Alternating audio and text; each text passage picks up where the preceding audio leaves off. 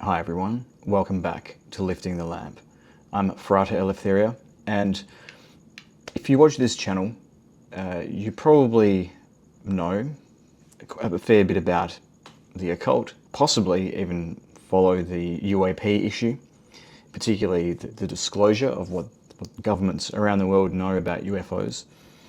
And if you've been watching the UAP disclosure space for the past year or so, you would have seen those worlds are starting to collide a lot more, and you will have seen more than before that this spiritual interpretation of the UFO phenomenon is starting to really proliferate.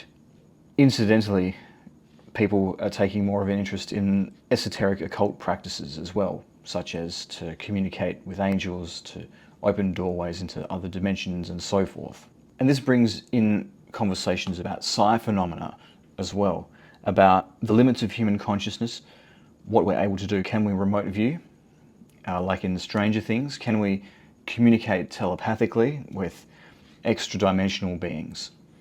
And can we receive information, or downloads as they're sometimes called, from these extra-dimensional beings?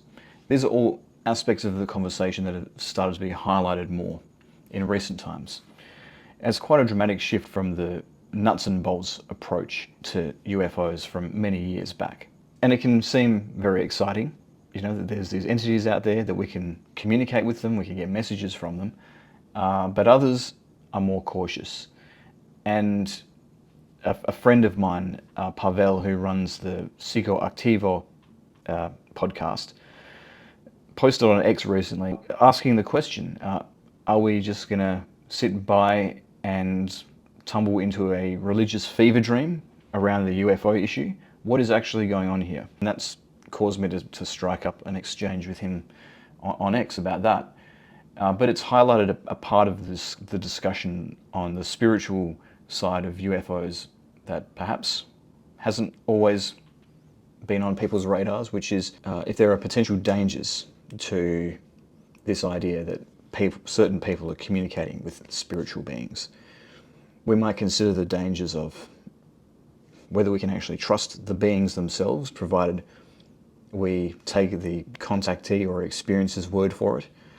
But we might also approach with caution the motivations of a person who claims to receive such communications, whether they're actually just trying to start something like a cult rather than share something that is of benefit to the world. And those are all legitimate concerns. But of course, as an experiencer myself, and as somebody who has done Western ceremonial magic to contact angels and has received communications that way, I don't believe that it necessarily always has to go that way. You know, it doesn't always have to turn into a cult. It doesn't have to turn into a fanatical frenzy that people get lost in and lose their minds in. And as far as the beings go, we don't necessarily want to be too trusting, but there's ways that we can test the spirits, you might say, to see what we're really dealing with. So I want to try and give my own opinion and try and acknowledge those concerns that people have, but maybe also give an answer that doesn't throw the baby out with the bathwater, so to speak. And really what it comes down to is we don't need the higher intelligences. I do believe that they exist. Be that as it may, we don't technically need them, and we shouldn't be making appeals to authority, whether that authority is extra-dimensional or human, to find meaning in life. If there's some message that claims to be a new, exciting truth that's going to change the world, we need to consider the message itself and take it at its merits, not judge it from its source, for better or for worse. So one thing that is a feature both of UFO lore and of Western esoteric traditions is this idea that certain people can and have contacted some kind of higher intelligence and received knowledge by way of that intelligence, contacting it telepathically to be more specific, mind to mind. And the effect of this is for information to simply drop into a person's head and give them groundbreaking insights and breakthroughs into various areas of human knowledge. The famous or infamous English magician Aleister Crowley had this to say about the matter. My observation of the universe convinces me that there are beings of intelligence and power of a far higher quality than anything we can conceive of as human, that they are not necessarily based on the cerebral and nervous structures that we know, and that the one and only chance for mankind to advance as a whole is for individuals to make contact with such beings. That was in the early 20th century, before the UFO hype even began. In fact, the same year that Crowley passed away is the same year that the UFO craze really started to take off in the United States. And then, of course, in the world of UFOs, we have figures like Tim Taylor, for example, who is a kind of semi-legendary figure who receives so-called downloads from non-human intelligences. In his case, it takes the form of more practical knowledge, patents and things like that, things that have a technological application. But we see a common theme here, and there's a lot of overlap between those two worlds, even in the beginning, when speculation about UFOs and things like that was emerging. There was a lot of overlap between channeling and sometimes the thing that's channeled being something that presents itself as an extraterrestrial. So there's a lot of common themes here. And it begs the question, first of all, it begs many questions that perhaps aren't asked enough. But one of them is, are these people who claim to get these channeled revelations or downloads really getting it from a higher being? Or is it some part of their own brain that they're communicating with? When you take an experience of a channeling or something like that on its face, it's almost impossible to distinguish it from just accessing a part of your own brain that gives you information you didn't know that you knew, or could deduce perhaps.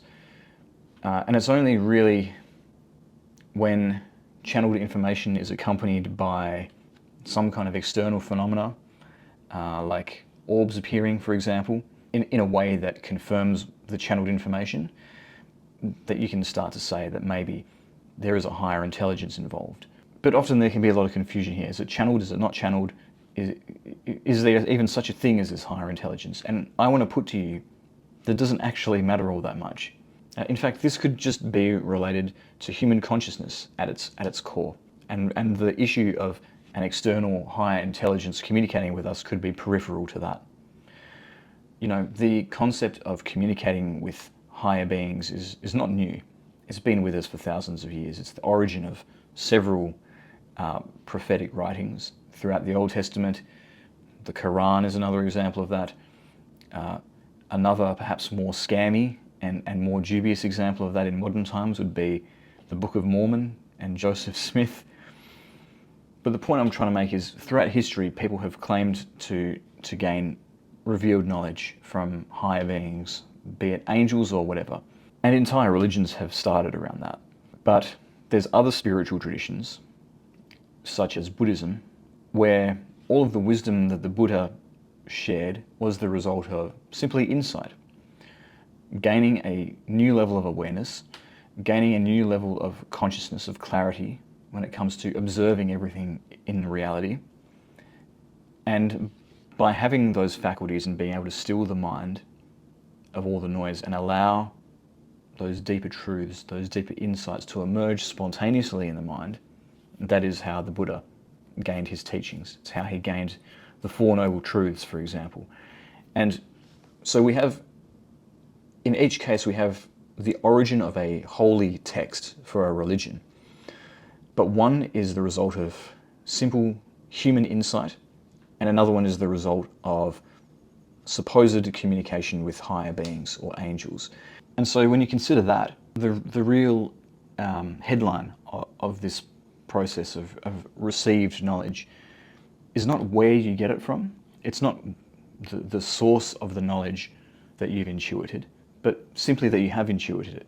So you can discover a secret of the universe by going into an altered state of consciousness and putting your filters down and being able to perceive more of reality. And you can do that by just perceiving something in the universe naturally, as it's naturally unfolding, or you could potentially make contact mind to mind, non-locally, with an intelligence that tells you about something. But either way, you're obtaining information by casting your awareness much wider than what you're usually able to without spiritual development. And so it comes down to these extraordinary human faculties that are being developed. And when we understand it that way, it actually gives us back our power in this whole discussion, and it focuses it back on our own personal development, which is the only thing that we can control in any situation, and the thing that is the most important to our lives, I would argue. But there's another question that emerges in this discussion of telepathic communication, allegedly, with higher intelligences. So that question is, how can we trust them? How can we know, if we establish contact with something, that what we're talking to isn't a demon or some kind of hostile extraterrestrial that wants to devour our world or something like that? And in this case, I think, again, it's a matter of just shifting our focus a little bit. What if, rather than focusing on the being that's giving us this information and trying to understand what this being is, because we can't do that anyway, these things are far beyond our understanding, what if we instead consider the message rather than the messenger? And when we do that, we can use our own logical reasoning and our own spiritual discernment and our own ability to analyze information to see, well, what would actually happen if I did what this entity said? What would be the end result if I put this knowledge into practice? A lot of the time, at least in my experience, the information that you get is not so advanced that humans can't understand what they're doing with it. The knowledge that I've received in my own angelic communications, you can put it to the test. You can compare it to the wisdom teachings of other religions of the world, which have a track record of improving people's lives. You can play out scenarios in your head and see where that kind of teaching will take you. You can verify certain things that the communication says is true and see if it really is true. So there's all these ways that you can test the spirits. And perhaps the most effective way of testing the spirits is not to invoke God names or to do the right banishing pentagram, but simply to look at what it's told you and see if it's BS or not. It's as simple as that. And we, again, as human beings, have the ability to do that. And it fairly quickly becomes apparent whether you can trust these beings, whether you can trust the communications that they're giving you.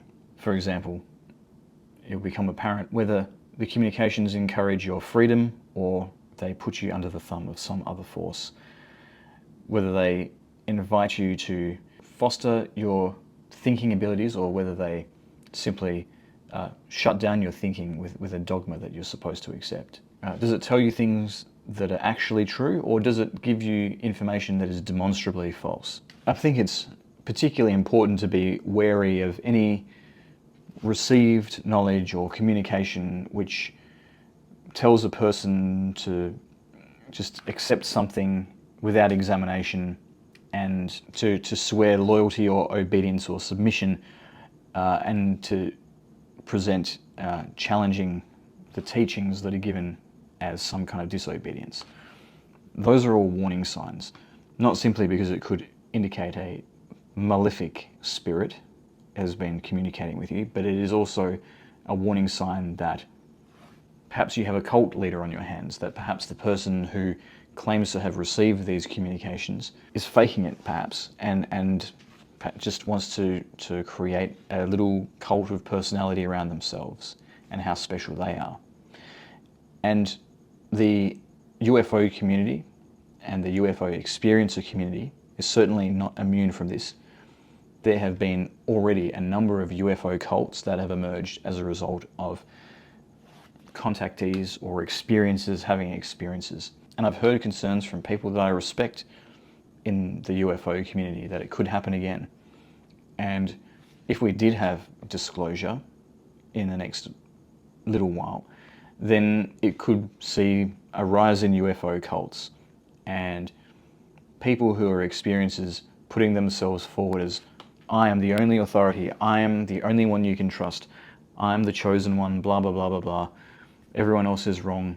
You have to believe me and believe nothing else. And I can never be wrong. So that's definitely a present danger and something that we'll need to be aware of in the future. And I myself, if you can believe it, have been accused by certain people of trying to start a UFO cult. And of course, there's the obvious moral assessment of that being a completely wrong thing to do. But leaving that aside, who's got time? I mean, I have barely been able to control my own life to a sufficient degree to prevent stressful situations from unfolding. You think that I want to control other people's lives as well? In the words of a classic meme, man, I've got a lot going on lately. So anyway, not interested. And I am planning to reveal the communications that I received during my angelic magical workings. And when that happens, I'm not saying that I'm the only one who has had these experiences. I'm not saying that the communications that I received are the sole source of authority on what these higher beings want for humanity. And I'm not saying that you have to believe me. I hope that people scrutinize what's written in there. I want people to approach it critically. I don't want people to just swallow and accept things. When I publish my communications, I want to encourage people to think. And even if they don't agree with everything that I put forward, I at least want to encourage them to think differently about the world, about the universe that they live in. If I can do as much as that, then I'll consider that a success. I'm not going to be jealous of other people who claim to have received information from a higher intelligence. There's plenty of room for everyone. Everyone's got a different take. Every person who claims to receive this kind of information, and it's all part of a rich tapestry that's starting to emerge in these times. And it's all part of the puzzle. And it doesn't matter if you believe in the higher intelligences, in the so-called angels that gave me this information. I didn't believe in them. I thought that it was just a part of my own consciousness. It took me a while to accept the truth of it. I think that there is a healthy way of people putting their hand up and saying, I have received communications from something that presents as a higher intelligence, without making it culty and weird. And that's how we need to move forward on this topic, I think. Because when things do start to go culty and weird, that's where things get derailed. It's where the whole UFO, UAP discussion gets discredited. And it's something that we need to be careful of. I've had discussions with a few people who are quite knowledgeable in the UAP space, who point out that in the past the intelligence community has sort of surrounded experiences, had their finger in the pie when things start to morph into what looks like a UFO cult. And it's kind of hard to understand why intelligence communities would be interested in doing that with experiences. I guess a couple of reasons that come to mind is perhaps it's like a Collins elite thing. Perhaps there's a faction within the intelligence community, within governments, that are Christian fundamentalists, and they think that by stoking these UFO cults, they can create religious fervor in the population that they can then exploit to bring about their fantasy of a theocracy, kind of like a missionaria protectiva, but with less cool outfits. Or perhaps it's just to create something that is like a cult as a way of discrediting other experiences and making people afraid to even consider the possibility of listening to someone who claims to have communications from a higher intelligence. Or perhaps these intelligence communities fear the rise of a new spiritual movement that will challenge the fundamental power structures of society. And by embedding themselves in those movements, they hope to co-opt the narrative as much as they can to steer it in a direction that is safer for them and their ability to hold on to their own power. But whatever the case may be, it's clear that for people who go to these individuals claiming to have channeled information from a higher source, UFO cults are a terrible thing, and behavior and information that suggests something cult-like, it is something which ought to be avoided. But yeah, don't focus on who the messenger is, focus on the message, scrutinize the message, make sure there's nothing in there that's about controlling other people, and make sure that it's instead something which brings a benefit to your life. I've recently watched a short clip of the guy who channels Bashar, Daryl Anchor, I believe his name is. Yeah, just saying it doesn't matter if Bashar is real or not. Look at what's actually said. And if you apply it to your life, does it create benefits or doesn't it? And that's the important thing. And so I'd like to echo that. And that's how we can keep a level head and not get sucked down into the spiral of delusion and potential psyops when considering the issue of people communicating with higher intelligences, which becomes more relevant than ever before in this particular moment in the disclosure movement that we find ourselves in.